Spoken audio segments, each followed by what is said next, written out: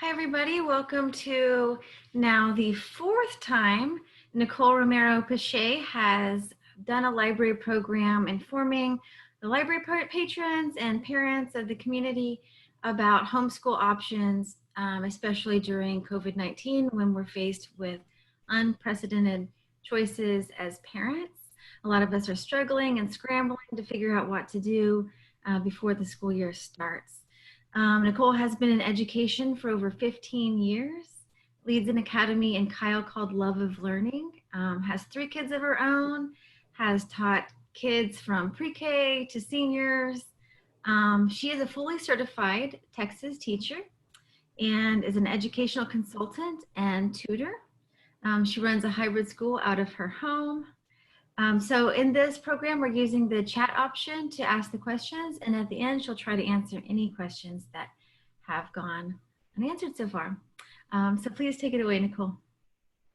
Hi guys, Deborah's awesome. She's with our San Marcos Library. Keep on asking her questions. She'll keep on fielding to me, or you can use the information you see on your screen now to ask me directly. I'm very friendly and all of my advice is free, so take it for what it's worth. But you can always fact check me, please do. I try to be very thorough though, and that's what I'm going with is unfortunately due to how many things have changed over the past few months, this presentation is almost like it's got a lot more slides. And so how much time you spend, I'm going to use your feedback to see if I need to click on those links or how much time I need to spend on there. If you're not asking questions, I assume I need to keep going. So please, please, please slow me down using that chat option. So we're gonna haul. So a couple of things that we're going to talk today, and unfortunately it was in this order at one point and then I rearranged it because it just made sense and then I didn't fix this, but this is what we're covering. We're going to look at some definitions, how we form some things to consider, objectives versus curriculum, what is deschooling, why do we do it, types of homeschooling, very basic, accommodations versus modifications, and really looking at our special ed and 504 communities or special labels communities. How do we work with teachers? What are some good approaches? Because let's be real, they got no control over all this. How to make your own curriculum. I'm gonna make it real cheap, easy, fast. It's gonna be good. Core classes versus electives and designing your homeschool and transcripts, as well as anything else I've thrown in there because it made sense. And if it's helpful to you all, then I will do everything I can to make sure that it happens, okay? Public school at home. A lot of us are having to consider this as an option. Either one of many online charters. There's a list, I'll get to that later, or through the district itself. There's some benefits. It's already free. There's already qualified teachers. They're required to hire highly qualified teachers, which is certified teachers. They always have to background check anyway so that you know the adults that you're interacting with are fully background checked and verified. All credits that you take are fully accepted and transferred to any school of your choice at the point at which you change to move. The concerns are always going to be class sizes, the ability to get to actually know teachers and the teachers to get to know your kid, and modifications and accommodations, and how much time they're spending online, looking at the screen, and then how much work the parent is having to do. And the public school at home through the districts, it's more on the parents to log into various meetings and to do things. And the public school at home through the online charters like K-12 and such, those are very much like the kid reads the screen, they click the screen, they read the screen, they click the screen, they answer the question, they watch the video, they click the screen, and it's kind of like that all day for them until they get their work done. So another problem with the public charter at home is it doesn't start till 3rd grade. You have to be having no problems with attendance and previously enrolled in a public school in order to qualify for those online charters like K-12. Whereas our public school at home through our districts go all the way down. So if they're going to support you virtually, you should know by now. Whereas the K-12s aren't going to accept anyone under 3rd grade. So we'll talk more about that a little bit. Co-ops is generally a homeschooling term. These are already formed or are forming right now with homeschooling families. The biggest understanding that you have to kind of process through is that homeschooling is not just a thing that they do, it is a lifestyle. It's not just, oh, I homeschool. You have to actually build a purposeful, meaningful community in order for your kids to have the kinds of positive interactions that's going to help fuel them to become contributing, you know, passionate, like friendly, interactive kinds of adults. And so because of that extra effort, it can be a challenge for homeschooling communities right now, because there's a whole lot of people that are in it for a short term. And do you want to have your kids go and make a brand new friend that's only going to stick around for 6 months? That's a really hard call for homeschooling families to make. They would like to have longer lasting, meaningful, deep relationships. And so co-ops are a great option if you're looking to do this at least for the year. They are not so much an option if there's any possibility that you're going to do something else at some point.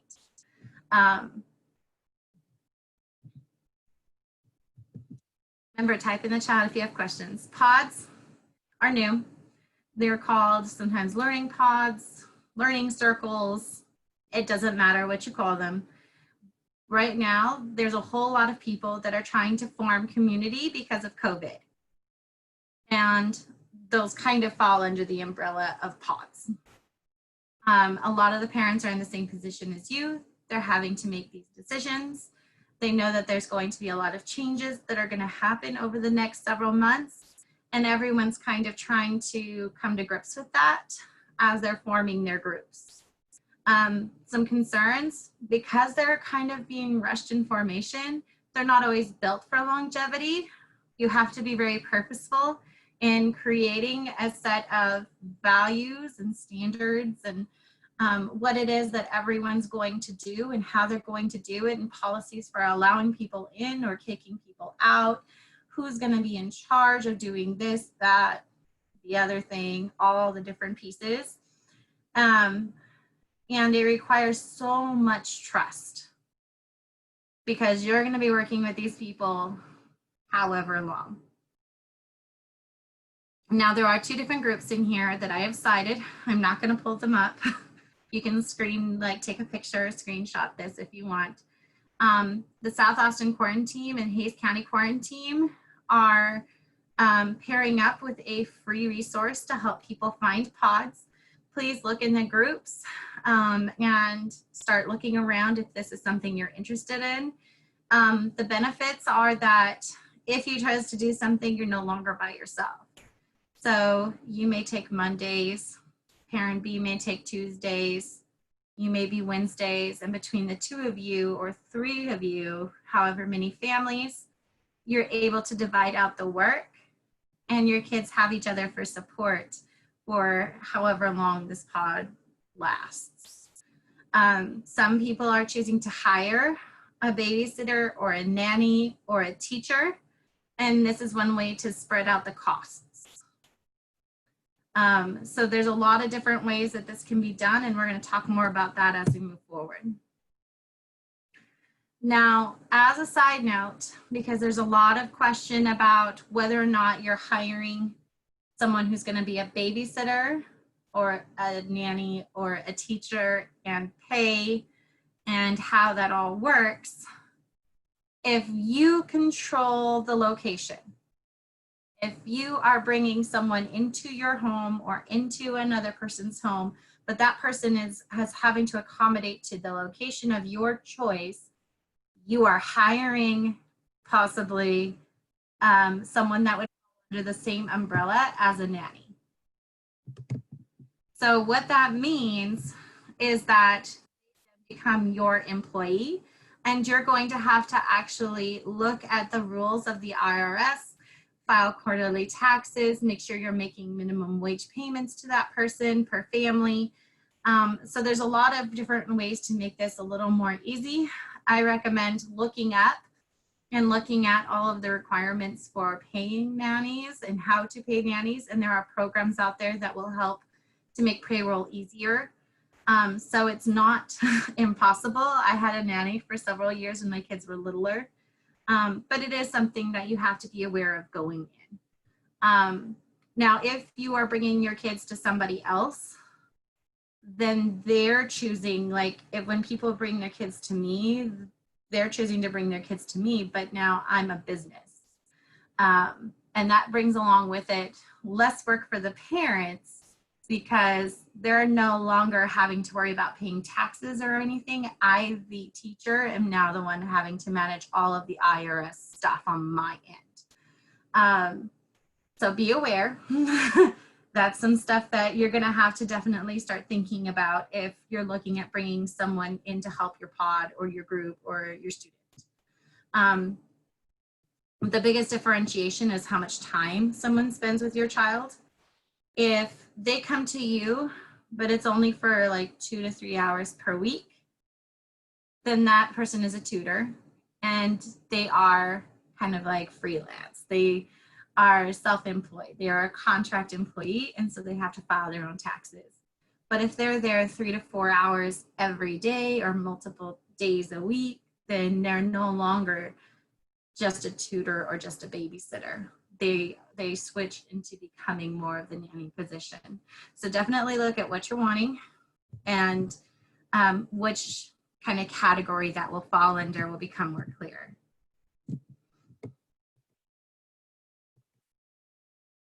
So I developed 2 sets of documents. I'm going to just briefly pull them up here for us. So this is for families. I have several people in here that are looking at pods or looking at hiring somebody. And so I developed this as kind of a way for them to look at it. Let's see if it goes open. There it goes. There's me. All right, so I've kind of already talked a little bit about this. So when you're going to hire somebody, there's the one option, which I talked about a little bit, which is that the teacher is running and controlling the location. So like if someone brings their kid to me. Now, here's the problem. Some parents ask me for child care tax credit. And if they are over 13, there is no tax credit for childcare. Under, it may, depending on what's going on. There's registration with the state. I went and I talked to the Department of Health and Human Services about what I was doing. And when I did that, they told me that I didn't need to register with them because of the number of hours I was seeing my students on average, because of the low numbers that I keep, and because of the general ages that I tend to serve. But if you are opening a pod or you are running a pod or enrolling your kid in a pod, then there may have to be a type of, conversation with the state to make sure that they're licensed appropriately. Definitely, I've got a lot of kinder parents in here and pre-K parents. When you are dealing with anybody under first grade, and there's a lot of them, and then by a lot, I mean any number over 3, then that place maybe needs to be licensed because of the age of the kids and because there's more than 3. So that's just one example. Nicole, are you intending to show the Google document because we don't see it? Okay, thank you. Screen share. Let's do this one. Sorry about that. Now we got it? Cool. Okay, so the link there pulls you into this. You can look at it, you can print it. I kind of went over the first part, option 1 already. I'm just gonna keep going. Option 2 is that the parents are controlling the location. It's the same basic deal for child care tax credit. You are not required to register with the state.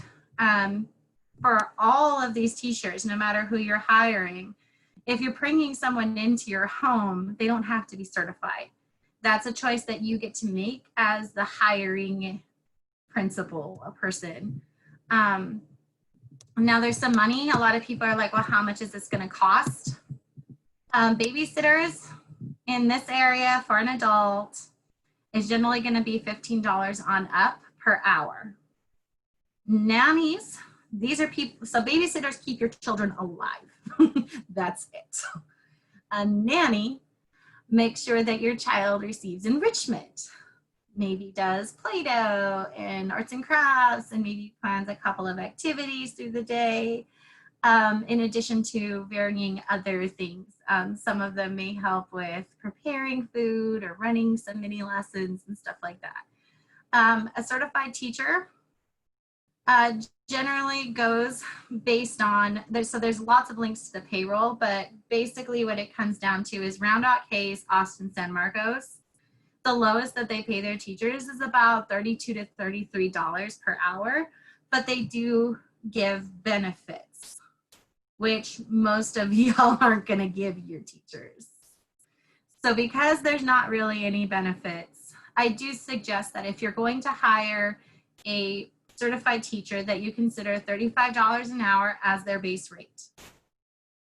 A highly qualified specialist, those are your licensed dyslexia specialists. Maybe they have special certifications. Maybe they have a master's degree or a PhD. The LPCs, like licensed professional speech therapists, dyslexia specialists, those people can charge, and they do regularly, $50 plus an hour. Regardless of how you contract with your nanny or the person that you hire, you need to make sure that you're setting them up to be long-term successful in terms of their pay. And keep in mind that you, as the individual parent, do have to pay at least the minimum wage. So if I have 10 kids and they're from 5 families, you can't only pay $35 an hour.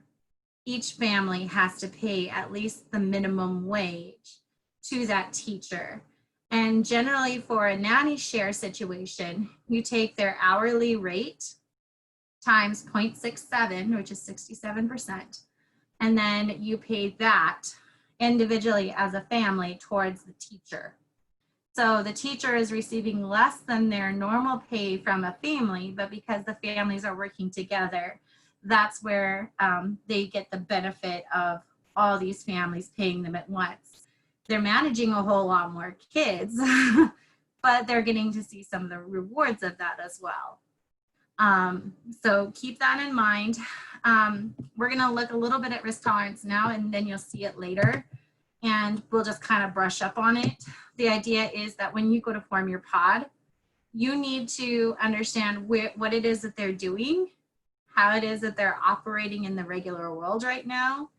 I have families that come to me and sometimes they're like, yeah, we go to restaurants and we do this and we go to the water parks. And for me, that's a bigger risk because they're in situations where they are unmasked in public, and that increases their risk of contracting the virus. I myself keep my levels at a level 2 and below, so that all the families coming in are basically on the same page that if you have to go out in public, you are masked. You are not necessarily eating out. You try to minimize the number of times you go out, but you may go to the grocery store or to Lowe's as needed, fully masked. You may exercise out of the home, but it's not going to be at the gym necessarily because of germs, and that's a high risk location. So some of the questions that you'll need to ask your teacher as you're interviewing is related to COVID. Some of them are going to need to be related to the teacher's specific qualifications and how they want to be paid. Classroom management for your kids and other kids. I have been asked what kind of management techniques I use. It's pretty good. We're comfortable there. Safety. Whether you're sending your kid to somebody else's house, there's going to have to be an adult there.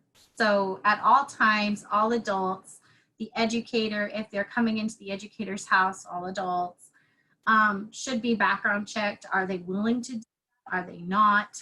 And if the answer is that they're not, then you may consider having to change over.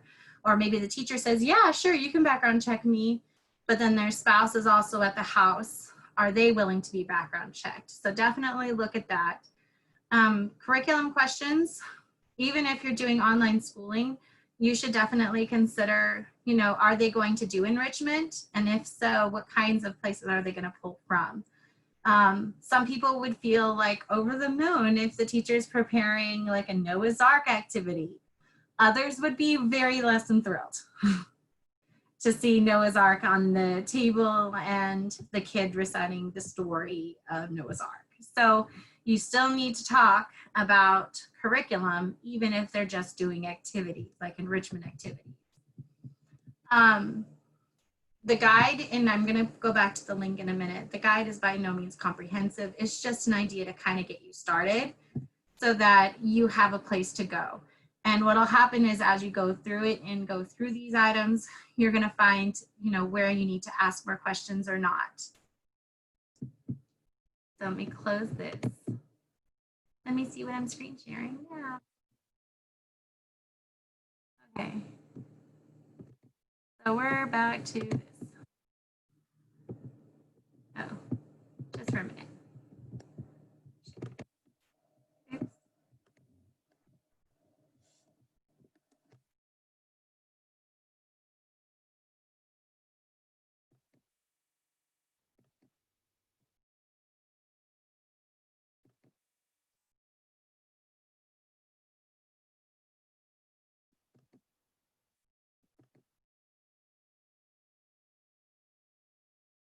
Oops, I clicked the wrong one again, I'm sorry.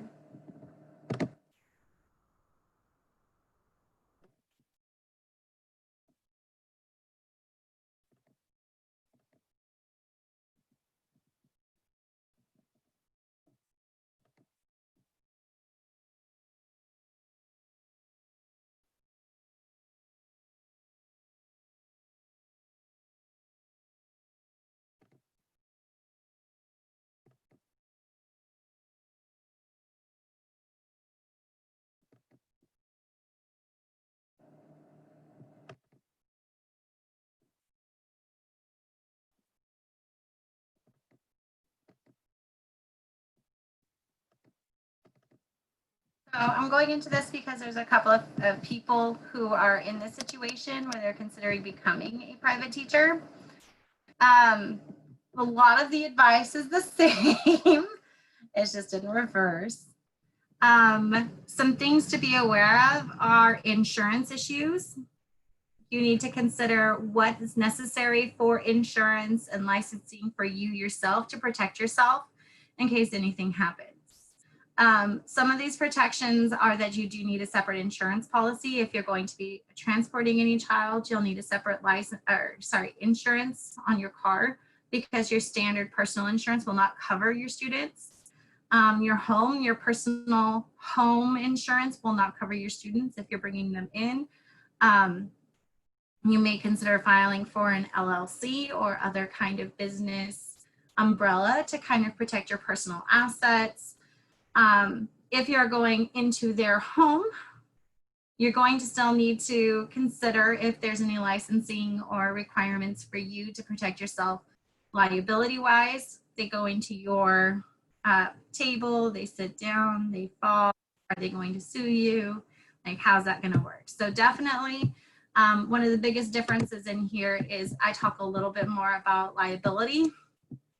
Go ahead and I note, again, the local area rates.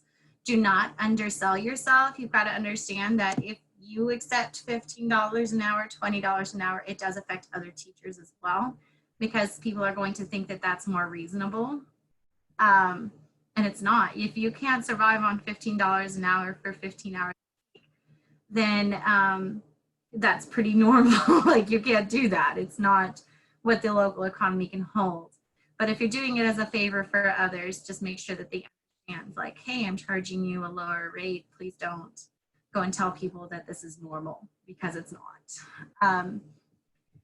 So there are some accreditation and certification things you'll want to make sure you're aware of. I looked into what it would take to accredit my micro school, and it was way too much work. so I didn't. I don't have enough students for it to really matter. And most of my students up to this point have been homeschooling students, so they don't actually care. It's just one of those things. One of the things that you need to ask, regardless of which end you're on when it comes to COVID, is you need to be really upfront, like how you feel in all of this. Don't just listen to your pod about what they want. You need to personally decide what level of risk you're willing to take on. And if the pod isn't a good match, then you need to be willing to bless and release. Some of the things that you're going to need to ask for yourself, because your families are going to ask you, is what happens if someone tests positive? Are they coming into your home or are you going into theirs? And how are you going to mitigate those risks? So if you don't feel comfortable with what it is that's being proposed to you when they're going and having those conversations, when they come to you and have them, it's going to be very awkward because you're going to have to kind of reverse and self-advocate after the fact, as opposed to coming in and already being very clear about what risks you aren't willing to take or you are willing to take. So some things you're going to need to consider is how willing you are to work with the district's stuff. Based on what was written in Austin, Austin was saying that an individual elementary student between grades 3 through 5, I think, were going to have to log in at least 3 times per day, Monday through Friday, and then they were going to have to log in for an extra 30 minutes for each of the 3 electives, which is art, PE, and music. So on average for one student, 3 times 5 is 15, 16, 17, 18. I'm going to have to log in at least 18 times per week for one student. Now you multiply that out towards how many students they're looking at bringing into your pod, or you're looking at joining in as a pod teacher, and you got some math going on. So some things you're going to want to ask yourself is how much of this are you going to be willing to do before you go in? You're going to have to just talk about curriculum. What are you willing to create? What do you need given to you? And everyone has to be okay with that for you moving on. There's some different stuff on here about curriculum and instruction that I'm going into in a little bit, so I'm not going to talk about it. And always, if you need anything, look me up. I'm around. I'm going to switch back to the PowerPoint here. Okay. So some co-op questions that you're going to need to consider, whether you're looking at joining in as a parent or as a possible facilitator, teacher, leader, is your long and short-term goals. How long is this pod going to be stable for? How long are you committing for? Are they going to do online versus live schooling? Like, are you teaching as a teacher? Or are you expecting to hire someone who's going to do all that legwork, who's going to make copies, who's going to print things out? How much notice does everyone need for these things to happen? Are you going to follow the school calendar? How many hours per day? How many days per week? What is that going to look like? How are you going to prevent the spread of COVID within your pod? And if someone comes down with COVID, how are you going to quarantine? Family, pod, were they in the same home together? Was it an extended relative or someone? I'm going to give you an example. So I have a pair of twins that came to my house day 1. Day 2, I get a call in the morning. Little brother went off to daycare. Someone at daycare had a fever that morning. They were going to take the COVID test. So immediately I'm telling the family that they're quarantining from me until we get a result. I called all my families. We shut down for the day. I did a deep clean. Luckily, it was a Friday. And by Monday, I had the test results back so everyone could resume normal workings, and the test was negative. The child had been already fever-free for the duration of the weekend. So it looked like it could have been related to something like teething or something of that nature, which is not something that I was going to have to worry about. So in that case, then they were able to come back. But families have to trust that I'm going to be as forthright as I can be about what's going on, who's sick, what kind of exposure, how long was the exposure, what was the level of the exposure, and as much information as I have, I give back out. So unfortunately, there is no secrets. Medical information will be shared related to COVID only, which is normally not the case. Normally, I'm very like, you don't need to know each other's stuff. This is different, and it has to be. There are 3 different basic kinds of pods. There are more kinds. These are just 3 to kind of start with. There's a learning pod. This could be whether you're doing homeschool curriculum or public school at home or enrichment. There's activity-based like arts and crafts, science, experiments. There's play pods. Everyone's getting together every Friday to go play at someone's house and eat ice cream. Who's going to watch the kids, or who's going to be taking care of the kids? Is it everyone together, people taking turns, teacher, nanny, babysitter? You have to decide. And based on those, there's going to be costs. If it's the parents, there's no cost except for the cost of supplies and cleaning supplies. Babysitter is the least amount of cost, but that's the least amount of hours. And it may be that you do a play pod together and you have the babysitter watch the kids out back and run activity with them, and you guys, parents, take a break for the week. That by itself, I think, would be a very nice thing for a lot of families. Who's going to run background checks? Who's going to pay for them? Which location are you going to use? Who's going to clean it? What does that cleaning look like? Speaking of cleaning, who's going to provide the school supplies? In the past, you have a box of crayons and everyone shares all their grubby germs every year, all through the year, and that box of crayons becomes a big germy mess. We don't want that right now. So how are you going to store supplies? Is it going to stay with the child and come to and from home? Is it going to be that they're going to store them on location and have access to them when they're there? Lots of decisions.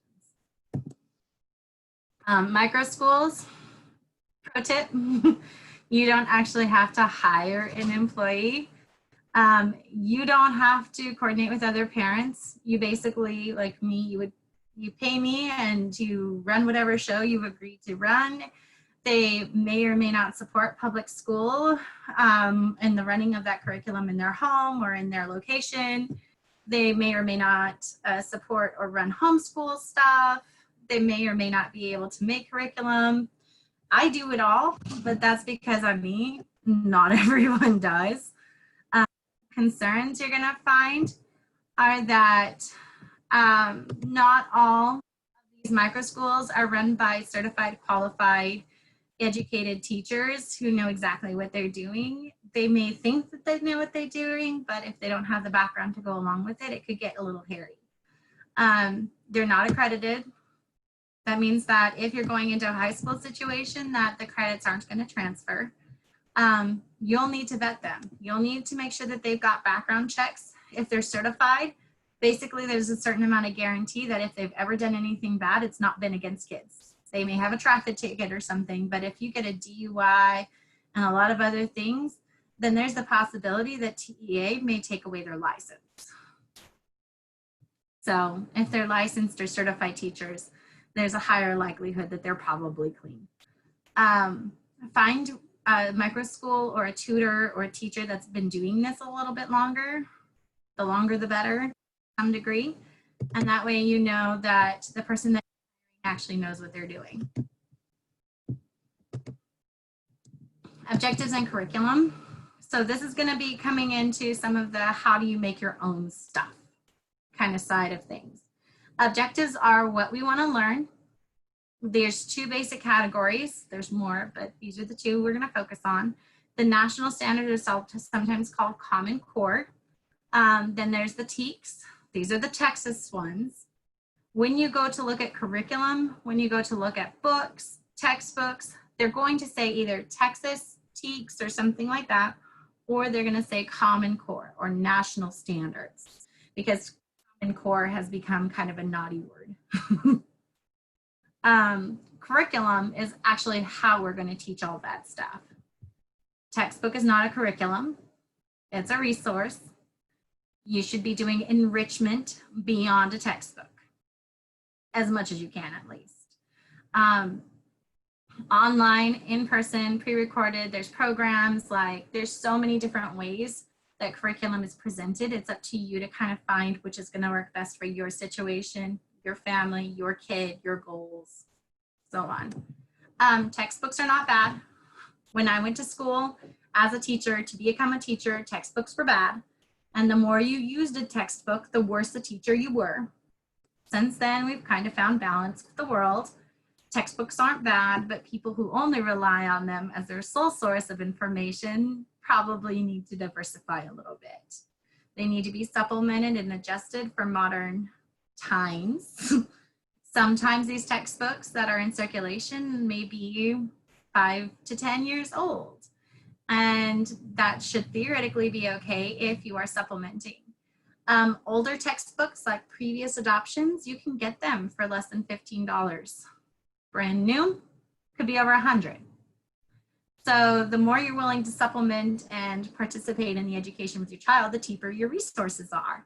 And there is no one textbook you have to buy as a homeschooling parent. If you choose to get a paper version, the school should be able to provide it for you free of charge. The TEKS are not bad. Texas standards aren't bad. There's just too many of them. And teachers are theoretically supposed to teach all of them, but if you're a homeschooling parent, you don't got to worry about that. You just teach the ones that are the weakest for your kid, that your kid will support in, for the things that work best for you, all of that kind of stuff. So, example of the objective is kinder science. Look how simple this is. Observe, describe, and sort rocks by size, shape, color, and texture. So what am I gonna do? I'm gonna take my kid for a walk. We're gonna pick up a dozen rocks, as many as fit in your little baggie that you're gonna carry for your walk. And you're gonna sit there and you're gonna sort your rocks into different groups by size, shape, color, and texture. And you're going to talk about it, and you're going to look at them together and see if you can arrange them in different ways. And then you're going to go and look at the other objectives that are there and knock those out. This is not literal rocket science. It's more like, how can you have fun with these ideas?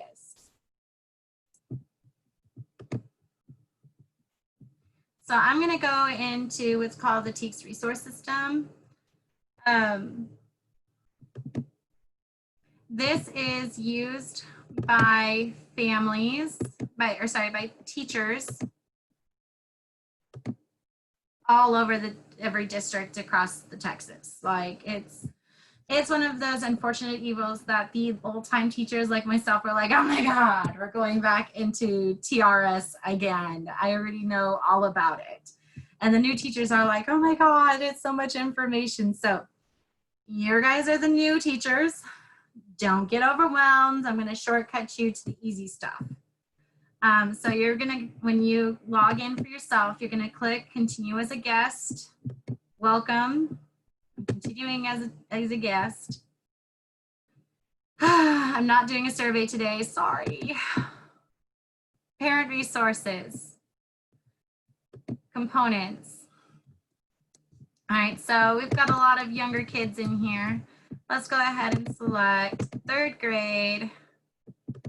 We'll stick with science. Notice how it's for all the grades, all the subjects. Notice how it says ciencias. That's for the bilingual teachers out there. So you can look up the bilingual standards and use those as you see fit. Even if you're doing the district curriculum, you can still use this for enrichment or to give your kids extra practice at things that you feel they need more help in. Now, there's a whole bunch of options in here. Ignore most of them. Explore them later at another time when the life isn't so crazy. We're going to look at year at a glance. All right, so year at a glance is by 6 weeks or 9 weeks. Here in Hayes, we operate off of 9 weeks. So for every single district in Texas that utilizes the TRS system, this is what they cover in the order that they cover it. Some schools will elect to flip a few things here and there, but based on this, you can already see that there are units, how many days you should be doing the unit for. It tells you these are the TEKS, the standards that are covered within this unit. Teachers traditionally take more or less on certain units depending on weaknesses of the kids or strengths of the kids. So don't feel like you have to stick to those 21 days if this is something you're going to utilize. So prior to this unit, they should have learned all this stuff. Pretty cool. During this unit, this is what we're doing. By the time we end this unit, this is what they should know and where they're going next. Supporting and readiness standards. A supporting standard is that they may or may not test it. Readiness standard is for sure they're going to test it. They alternate the supporting standards every so many years. They switch them up. So that's why I say, may or may not. Now, science specifically isn't tested until 5th grade. So if I'm teaching a 3rd grader, am I really going to care?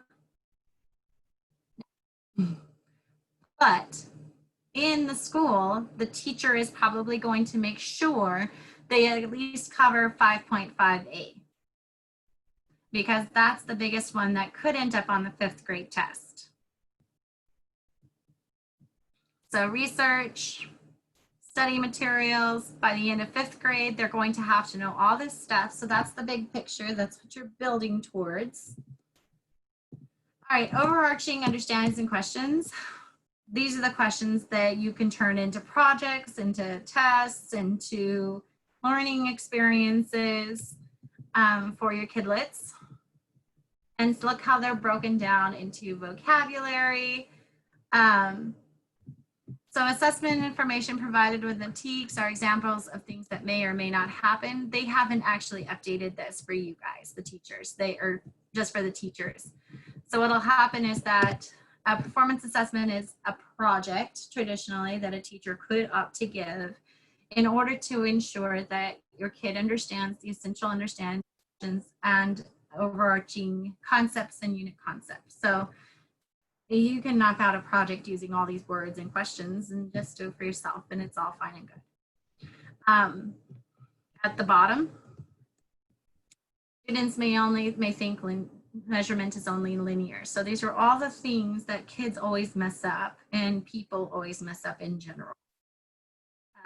Students may think that water disappears rather than evaporating. The water's gone, Mom. Well, where is it really? Oh, it's in the air. Hasn't actually I wouldn't recommend sitting and making flashcards for your kids on all these terms. Not at 3rd grade. It's a lot. And I'm going to tell you right now, based on this list, that the majority of these are going to be covered again and again and again as your kids continue through school. The goal is to make sure that they have a working understanding of them as opposed to a dictionary definition. Some other words that they may want to know. And then these are the specific standards. So there's a lot of different examples of ways that these can be used. Literally, teachers have to sit in here theoretically at the beginning of every unit and plan out how they're going to address all of this. If you're a homeschooling family, you're not accountable to anyone. Do what you want. It's free information. Use as much of it as you want. Use as much of it as you need. But just know that you don't have to pay someone to tell you all this stuff. It's free. Number one question that I get from families is, how do I know if my kid is on level? How do I know that my kid is able to do what the other kids are able to do? And all you have to do is look at TRS to see what the other kids are kind of doing. And you know, it's not rocket science, it's just reading, and it's a whole lot of it. But it is helpful and useful and, as always, free. I love free. So we're going to switch back to our PowerPoint here. Boom. All right, so there's some other things in here, but basically the idea is that there's free knowledge out there about what everyone's covering and how they're covering it. It's really up to the individual teacher. You just look at the question. Can the kid answer the question at the end of it? If not, do you need to remediate, or how can you re-pull that information in later? Texas only requires you to teach 5 things: math, reading, grammar, spelling, and good citizenship. That's it. 5. Notice it didn't say science. I usually lump science and social studies into good citizenship because if you understand your world, you can care for it better. Done. In high school, they need to be taking what I call a 4x4, and a lot of the different schools do, and it basically is 4 years of your 4 core subjects. Some of the minimum diplomas don't require this. Electives are usually up to you as a homeschooling parent, but traditionally in public school, they cover PE, health, fine arts credit, computer science credit. Sometimes there's a work study, and then there's a bunch of classes that are offered to cater to a kid's interests. Basically what I tell families is 8th grade, you sit down and you come up with the plan. What is it that this kid is hoping to do by the time they graduate from high school? And then you tailor high school towards those interests. I've got an example of a transcript. Share to the screen.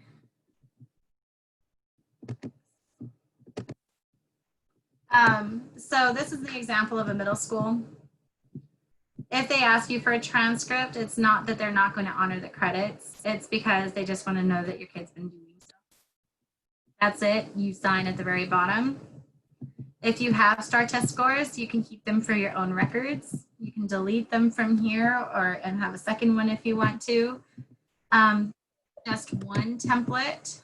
It's really up to you as to how you use it. So notice in high school, I've created somewhat the 4x4. For math, I traditionally recommend that families, once they get past algebra 1, 2, and geometry, that they consider the direction that the kid is wanting to go. If they need to take a pre-cal, or if they're ready for college algebra is a little bit like algebra 2. So if you can skip cal and start to get college credit, that's cool. And you could enter that in that slot. Social studies, the biggest addition is government and economics for senior year, but I generally recommend that my kids take that dual credit also, and then add in their dual credit here. So science, these are just 3 of the sciences, but you can technically choose any 3, especially if you're catering to, like if your kid wants to go into veterinary science, you could make all 3 of these different aspects of veterinary science. So definitely don't feel constricted by any of this. It's really up to what the kid needs. Deschooling. Some of you are probably thinking now, how do I do all of this and I don't have enough time in my life? Deschooling is a time that traditionally people take if they're going into homeschooling, and that's when they sit down and like ask all these questions. And they make all these decisions together as a partnership within their family. They make all of those kinds of decisions within the context of playing games, going to museums, going to the pool and talking about it while you sunbathe, or maybe while you hide in your cave and play video games. You tell your kid, you know, what do you want to be when you grow up? And that way you can use all that information to actually create your game plan.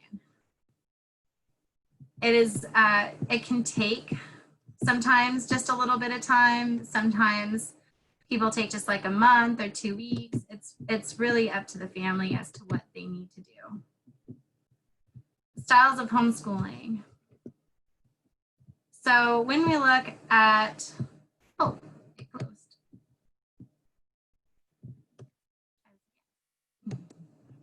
Okay, she's great.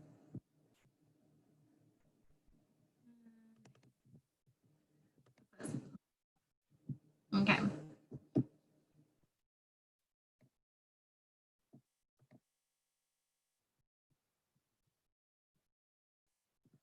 So there's some basic styles of homeschooling listed here. Charlotte Mason is very popular. I use a little bit of the methodology in my schooling. I use a little bit of project-based, I use a little bit of unit-based, and I use a little bit, hi baby, go say hi to mama. Hello, bye. I use a little bit of all of these to kind of keep my kids interested in learning and engaged in learning. It's just about what feels right for you to keep things going in the right direction. The biggest misconception is unschooling. Unschooling sounds like you're not schooling because you know but unschooling is not really about that.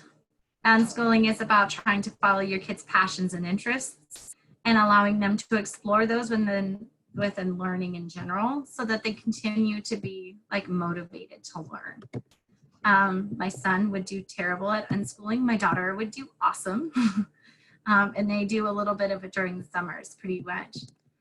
There's religious versus secular instruction. Religious is just what it sounds. They include God a lot. There's a whole lot of very Christian homeschoolers here in Texas. But depending on which curriculum you're buying, sometimes they are more towards one type of religion or Christianity as opposed to another. And there is a lot of debate within the homeschooling world about how much people are injecting their specific form of Christianity into an overall curriculum. So something to kind of think about. I do secular-based curriculum. I teach my kids the religions separately from their 4 subjects, because then there's no question as to whether or not someone is injecting their faith into my child's education. So accommodations versus modifications. When you unenroll from public school, you don't lose your labels. You get to keep your labels. When you re-enroll again, you have your label again. If you have an individual education plan or IEP, when you come back again, you get to keep it. Usually bilingual education is for K through 5th grade. There's no bilingual for middle school or high school. If your kid is in there because it's a magnet program, you may lose your spot if you unenroll and then re-enroll. If your kid is there because they are LEPs, which is limited English proficiencies, they have another language other than English as their first language, those kids are usually automatically re-enrolled because they have requirements from the state that they have to serve all kids. And that includes our LEPs. GT kid, same thing. If you're GT before you leave, you're GT when you get back. If they have a GT class, your kid is in. But if that GT class is only by invitation only, like you have to be recommended, it's a magnet program, then just like the bilingual, you have to get back in and there has to be a spot for you. So definitely if you're looking at you're in a bilingual situation or in a magnet program, about that in re-enrollment.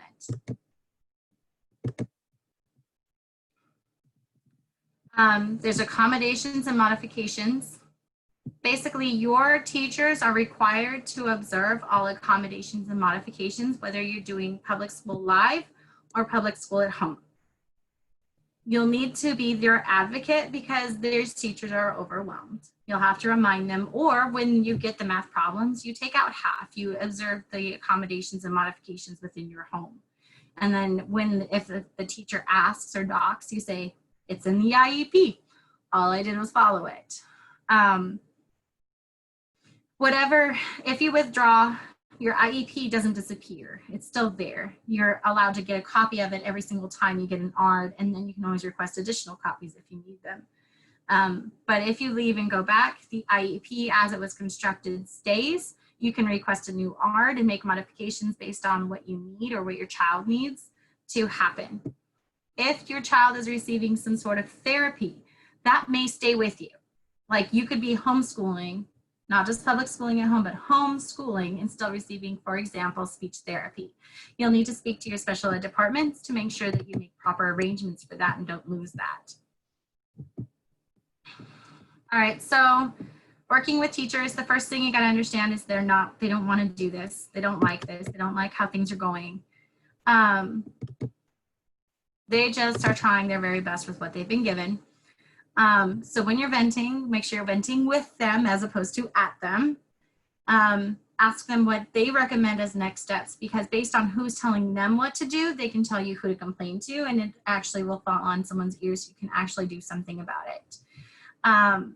Definitely, if something's not working, work with your teacher. I've had times where my first grader at the time was not willing to do what it is that the teacher was asking, like writing things in paper by hand. He was just tired of writing, and so I took him outside and we did it with chalk, and then I had him read the chalk to the teacher.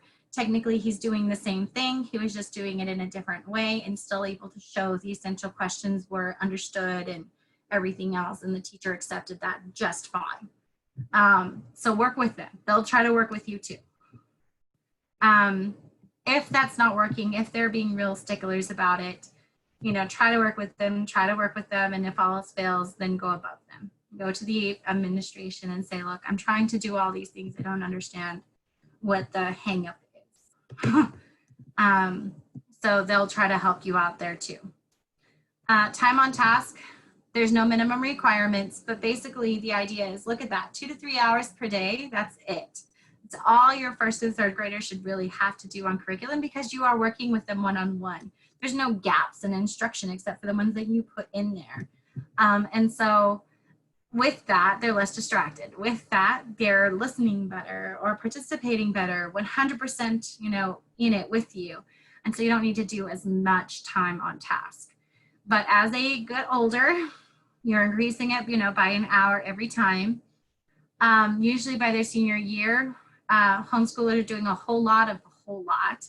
And so even though they may be doing 7 hours a day on average, it's going to look in a lot of different ways. It may be by dual credit and concurrent credit courses, along with working an internship or a job. Like, don't hold them to that 7 hours a day. Just try to make sure that they're doing their work first and foremost so that they can still graduate from you on time. All right, so there are places that host live lessons. I do. One Day Academy is traditionally a big source. You drop them off for an hour and a half once a week, and they get a lesson, and then they have a whole lot of homework you help them with. Classical Conversations, they do, like, you do some stuff at home, and then you go and you do some stuff with them, and it's a group. They are religiously based, and it's a whole lot of memorization. But a lot of families love it, so they're doing something right. Co-ops, we kind of talked about those. Definitely 20 question them before you sign up to make sure that it's going to be a good fit. Don't just jump on because they're in your local area. Public school at home, there's a whole list. There's literally like 6+ schools that actually do the public school at home. The good thing is they're designed to be at home. They do have live lessons with their actual teacher, like 2 times a week, depending on the age. There may be more or less. So you do have to log them in periodically, but it's through their school accounts, through their programming, as opposed to through Zoom. So it's not Zoom anymore. It's a different thing. They still have to take STAR. Anyone that's accepting money from the state has to take STAR. There's a whole bunch of Christian options. I'll leave it for a sec if you want to take a picture or screenshot it. Secular options. I always recommend these top 3 as textbook options because they're approved for the state. They use the state TEKS. The kids are familiar with them. They've seen them in their classes in varying ways. They're easy to follow. They've got questions at the end of each unit, mini tests at the end of each chapter, depending on which subject and grade and all of that. Last one, yeah, there's a Becca. These are the Christian ones. Some of these are free, like Easy Peasy is free, but it's because a religious organization pays to create it and facilitate it online. So, you know, you get what you pay for. It's someone else's ideas and stuff, but at least you're not having to work so hard. It's all there for you. Becca is very expensive. A lot of these are very expensive. It's just a matter of your budget and what you prefer. Some people are very happy with those.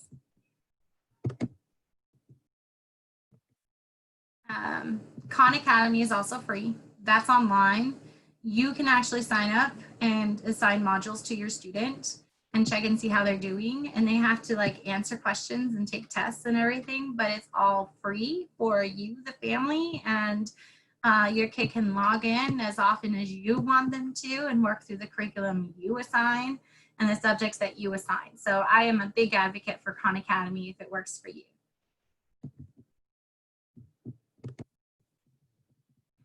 Make your own stuff using the TEKS, TRS I just showed you. You can use the Common Core standards to make your stuff if you want. You can make your own objectives. Like, no one's gonna stop you. You're a homeschool. Congratulations, you can do what you want. Some extracurriculars, it's do what you want.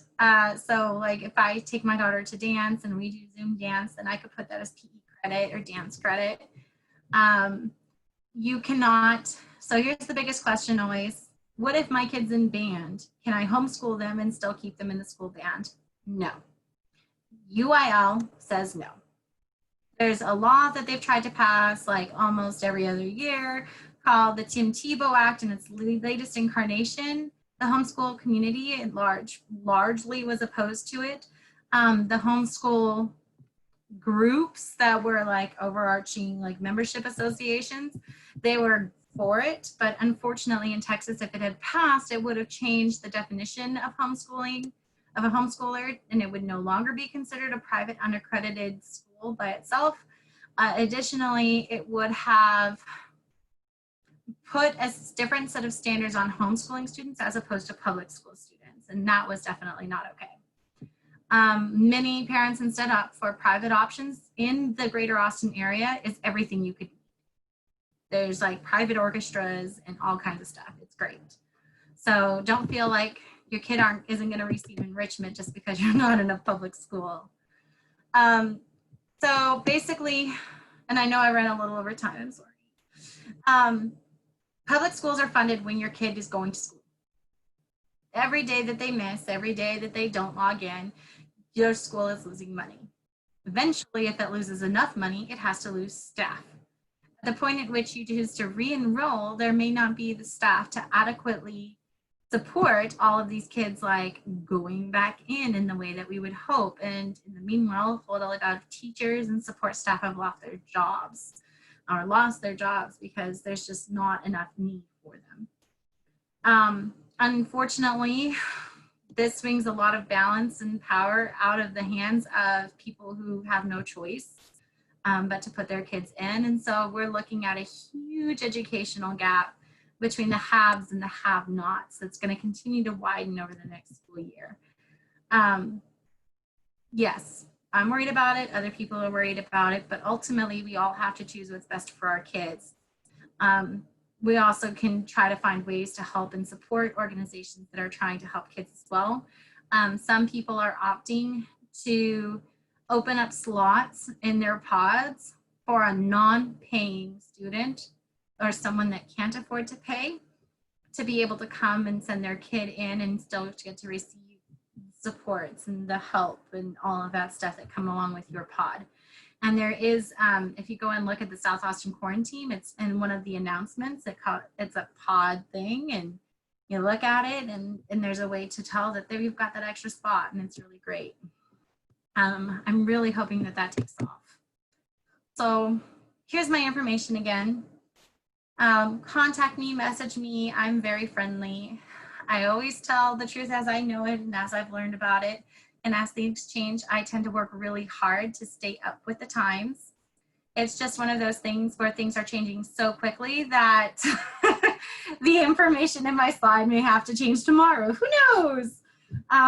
Because people are still having to try to make up their minds. And, you know, every time it seems like the governor opens his mouth about education or TEA does, it's a whole new thing. So be patient, ask questions. And do we have any questions right now that anyone has for me? Of course, Melody, thank you for joining us.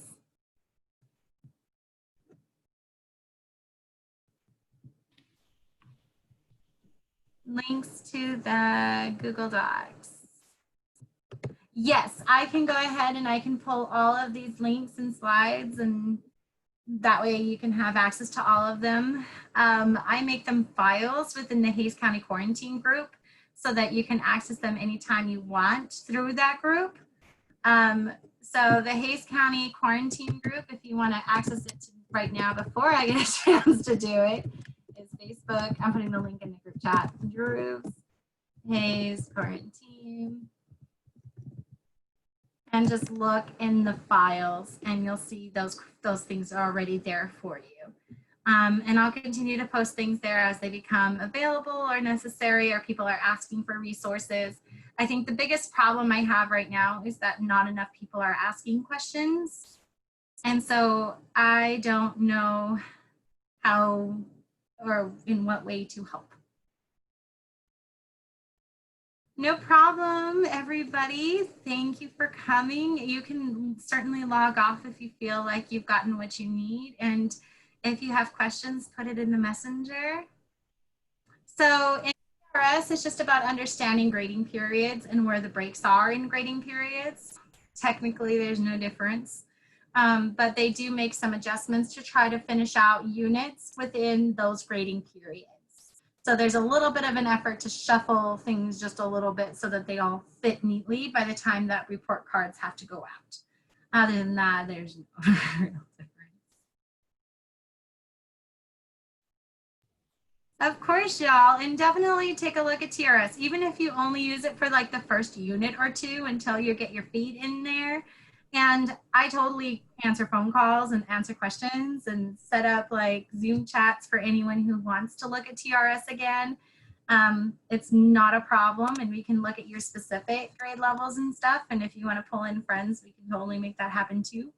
I only have the free account, so 45 minutes and then we got to relaunch. But I know Ms. Deborah, if she gets enough requests, like to go specifically into TRS or into anything, we can set up another lesson, another meeting, and that would be fine and wonderful. Thank you so much, Nicole. You've been such an amazing Zoom volunteer for the library and just a resource of knowledge right now, because this is really the resource that us parents, I mean, I'm listening as a parent of a rising first grader and figuring this out as along with all of the other parents. So I appreciate it as well. And it looks like there's no more questions. So I'm going to go ahead and stop the recording, and I'll post this recording on the Facebook event and on our website. And the library has a YouTube channel that has Nicole's other two programs that she did. We've lost one of the recordings temporarily. Nicole's gonna have to stand in front of YouTube and record it.